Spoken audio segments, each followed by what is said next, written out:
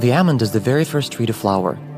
It blossoms in the midst of winter, generally in February, and is therefore seen by many to herald the arrival of spring.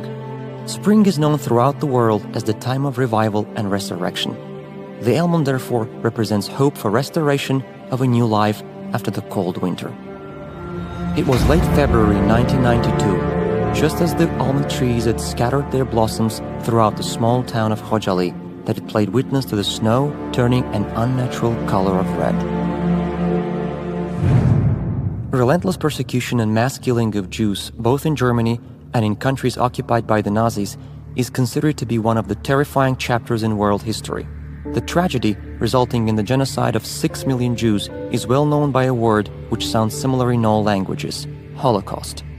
On the 10th of June 1944, 642 inhabitants of the village of Oradour-sur-Glane, France, were brutally murdered. In 1994, in 100 days, one country became a massive graveyard for almost 1 million people. The name of the small country located in Central Africa is Rwanda. On the 11th of July 1995, in one of the not well-known towns of Europe, more than 8,000 men and boys were massacred. Now we all know the name of this town, Srebrenica. Over the night of 25th and 26th February 1992, 613 people, including 106 women and 63 children, were killed with an unseen cruelty and unimaginable savagery in one town of Azerbaijan. The name of that town is Khojaly. The similarity of all the above-mentioned events is that victims were targeted only because they belonged to a certain ethnic group or nation, as Jews in Europe, French in Oradour, Tutsis in Rwanda, Bosnians in Srebrenica, and Azerbaijanis in Khojaly.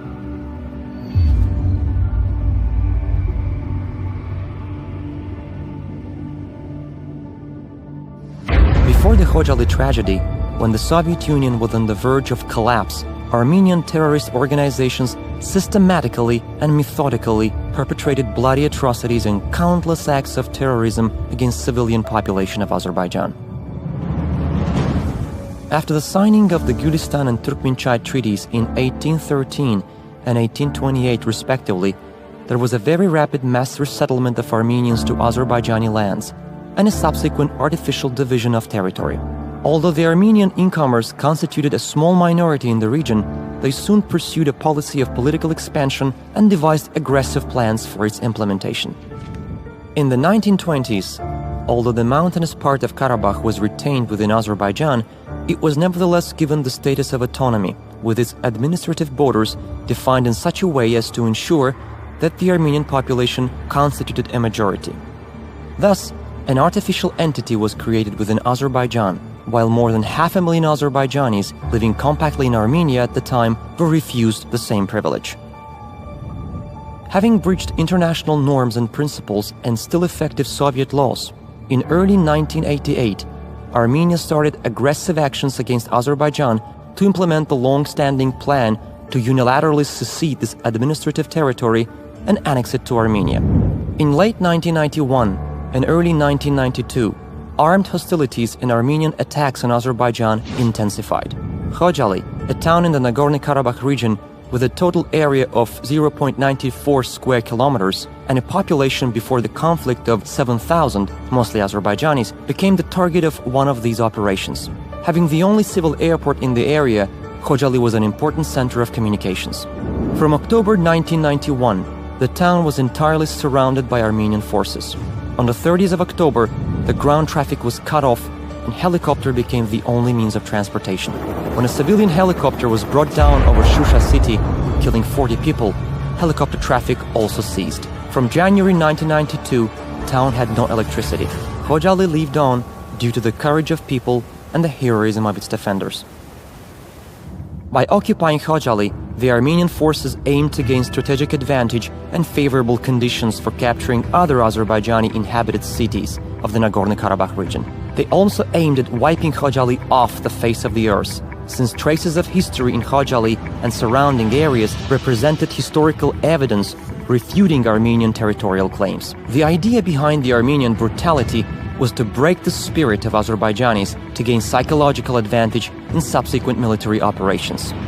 Over the night of 25th to 26 February 1992, following a massive artillery bombardment, Armenian armed forces and paramilitary units, with the support of the former Soviet Union's 366th Motorized Infantry Regiment, moved in to seize the town. Those launching the assault knew very well about the absence of serious military equipment and fortifications in Khojaly. Despite that, the town had been encircled and shelled with heavy artillery. Once the assault began, around 2,500 remaining inhabitants tried to leave with the hope to reach the nearest area under Azerbaijani's control, but they hoped in vain. Armenia had spread rumors that allegedly a humanitarian corridor was left open for peaceful population to leave the town. However, soon it turned out that the claimed corridor was nothing but an ominous trap. The fleeing people were either killed by gunfire from Armenian military posts or captured near the villages of Nakhchivanli and Pirjamal. Others, mainly women and children, died from frostbite while wandering in the mountains. Only a few were able to reach Aghdam. Undoubtedly, what happened in Khojaly was the largest massacre of the conflict. In all, the assault and capture of the town took the lives of 613 of its people, including 106 women, 63 children, and 70 elderly. 1,275 were taken hostage, while the fate of 150 people remains unknown. The town was razed to the ground. In the course of that tragic night, 487 inhabitants of Khojaly were wounded, including 76 children. 8 families were completely wiped out. 130 children lost one parent and 26 children lost both. Of those who perished, 56 were killed with particular cruelty. They were variously burned alive, beheaded, or had eyes gouged out. Pregnant women were bayoneted in the abdomen.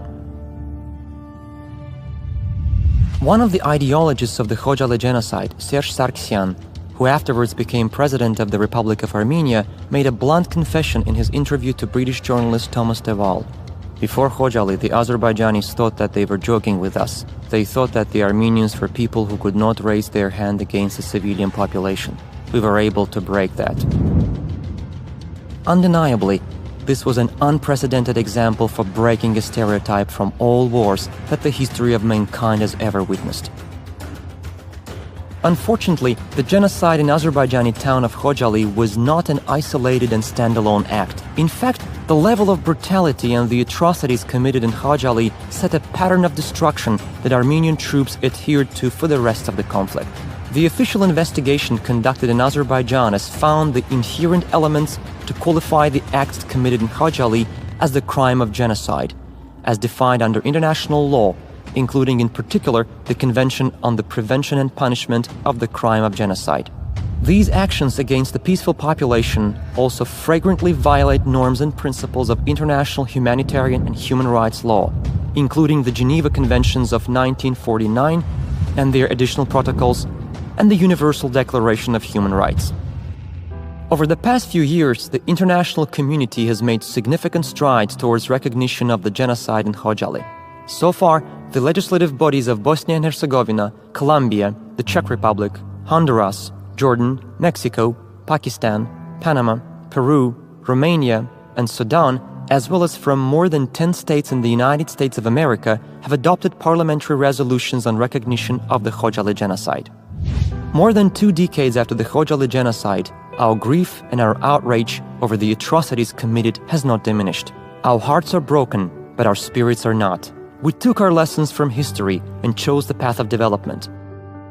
Despite being involved in this conflict, Azerbaijan has undergone a period of rapid socio-economic development in recent years. Today, Azerbaijan has proved itself as a reliable international partner and regional leader. Major regional and cross-regional projects initiated by Azerbaijan have not only boosted our own economic growth, but have also contributed to the development of our region. We are a proud nation with ancient history and traditions, a country which has always been a place of tolerance and safe haven for different ethnic groups and national minorities. We believe that our shared values of humanity can only be preserved by our joint efforts. We also believe that one day justice will triumph and the occupied territories of Azerbaijan will be freed, so that the millions of IDPs and refugees will get the chance to return to their historical homes. We must keep alive the memory of those victims who lost their lives and those victims who have been deeply affected psychologically and physically. We remember the Khojaly genocide for today and for the future of the mankind. We recall the Khojaly genocide so that no crime against humanity should be committed ever again. We are not seeking revenge. We demand justice. Justice for Khojaly.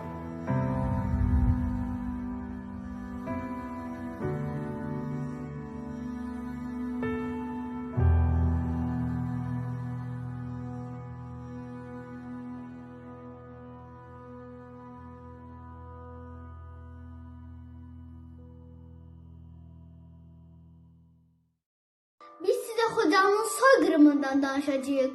Biz size ermənilərin vəhşiliyindən danışacağıq. Biz size tariximizin necə dəyişdiyindən danışacağıq. Biz size 1992-ci il ermənilərin Şuşa boyda Azərbaycan xalqının ürəyinə dağ çəkməsindən danışacağıq. Və biz 2020-ci ildə Azərbaycan ordusunun necə zəfər çaldığından danışacağıq.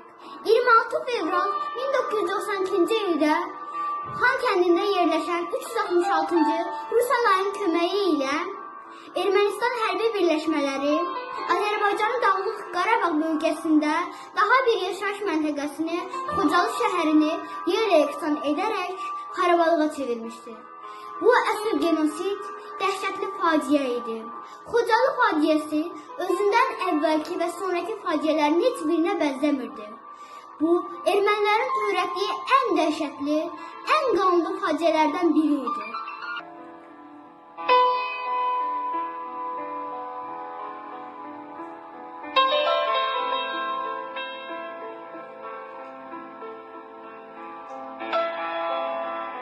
Göz önündədir. Xocalı faciəsində din sakinləri necə vəhşicəsinə öldürdükləri hər kəsə aydındır və qan dondurucudur. Sizin hansı vəhşiliklərlə danışın? Canlı adamları ağaclara bağlayıb yandırmaqlarından mı? Öldürdükdən sonra başlarını kəsib futbol topu kimi oynamaqlarından mı? Biz bunları unutmadıq. Doğma Qarabağımızı 2020-ci il 27 sentyabr neçəsində Qarabağımızı geri aldıq. Bəzi şəhidlərimiz çox oldu. Lakin onların sayəsində qanları, canları ilə qələbə çaldıq. Şəhidlərimizin ruhu sağ olsun. Biz gəldik Xocalı, qürur yaratmağa, əbədi olmağa. Xankəndi rayonu Azərbaycanın ən qədim rayonlarından biri olmuşdur. Xankəndi rayonunun tarixi Azərbaycan digər rayonların tarixinə nisbətən biraz daha cavan olmuşdur. Xankəndi rayonu 18-ci əsrdə Qarabağ xanları tərəfindən istirahət yeri kimi istifadə edilmişdir. 1813-cü ildə isə Rusiya Gülüstan müqaviləsi ilə Xankəndiyə gələrək buraları işğal etmiş və Azərbaycan xalqına zülm verərək Azərbaycan xalqının milli ənənələrinə qadağa qoymuşdur. Rusiyanın işğalında 1813-cü ildə Xankəndidə yalnız türk ailələri yaşamışdır. Rusiyanın köçürmə siyasəti ilə İrandan nə qədər ermənilər Xankəndiyə və Qarabağa köçürülmüşdür. 1847-ci ildə isə Xankəndidə 80 erməni və 50 rus ailəsi meydana gəlmişdir. Bu köçürmə siyasəti ilə Xankəndiyə ermənilər gətirilir, ermənilərə böyük rütbələr verilir, yerli xalq isə qıraqda qalırdı. Ermənilərin sayı daha çox artır, Xankəndidə məskunlaşırdılar. Ermənilərin əsl xəyalı isə Qarabağı, həmçinin bütün Azərbaycan rayonlarını işğal edərək öz xəyallarına çatmaq idi. 1917-ci ildə Rusiya imperiyasında baş verən Oktyabr çevrilişində isə Rusiyada olan gərginlik Xankəndiyə də təsir etdi. Bu gərginlikdən fürsət edən ermənilər Xankəndidə yerli xalqa qarşı qətliam törətdilər. Həmçinin Qubada, Bakıda və digər Azərbaycan rayonlarında da ermənilər Azərbaycan xalqını qırdı və onlara soyqırım törətdi. 1920-ci ildə isə Sovet İttifaqının qurulması ilə Azərbaycan və həmçinin Qarabağda Sovet İttifaqının tərkibinə keçdi. 70 ildən sonra isə nəhayət Sovet İttifaqı dağıldıqda 1992-ci ildə ermənilər Xankəndinin Xocalı kəndini işğal etdilər. Xankəndi rayonunun özü isə 1991-ci ildə ermənilərin silahlı qüvvələri tərəfindən 26 dekabrda Sovet İttifaqının 366-cı hərbi dəstəsi tərəfindən işğal edilmişdir. Bu işğaldan sonra ermənilər Xankəndiyə Stepan Şamiyan adı ilə Stepanakert adını qoydular. 30 illik həsrətdən sonra nəhayət bizim şanlı ordumuz Xankəndini 2020-ci il 10 noyabr tarixində işğaldan azad etdi. Xankəndi Azərbaycan Respublikasının Dağlıq Qarabağ ərazisinin şərqində Qarqaz çayının sahilində yerləşir. Ərazisi 8,8 km² və əhalisinin sayısı 55 min nəfər təşkil edir. Tarixi mənbələrə əsasən Xankəndi 18-ci əsrdə xanların istirahəti üçün inşa edilmişdir. 14 may 1805-ci il Kürəkçay müqaviləsi zamanı Xankəndi axırıncı Qarabağ xanı Mehdiqulu xanın arvadı Bərcan xanıma bağışlanmışdır. 20-ci əsrin əvvəllərindən başlayaraq Xankəndi Qarabağın sənaye mərkəzinə çevrilmişdir. 1923-cü il iyul ayının 7-sində Dağlıq Qarabağ Muxtar Vilayəti yaradılmış və Xankəndi paytaxt elan edilmişdir. Erməniləşdirmə siyasəti nəticəsində 1923-cü ildə Xankəndinin adı dəyişdirilərək Stepanakert qoyulmuşdur. 1991-ci ildə Azərbaycan SSR Ali Sovetinin qərarı ilə şəhərin əvvəlki, yəni Xankəndi adı bərpa edilmişdir. 1991-ci il dekabrın 26-sında ermənilərin Azərbaycanlılara qarşı terror hərəkatının nəticəsində Xankəndi işğal olunmuşdur. İşğal dövründə Xankəndi dağıntılara məruz qalır.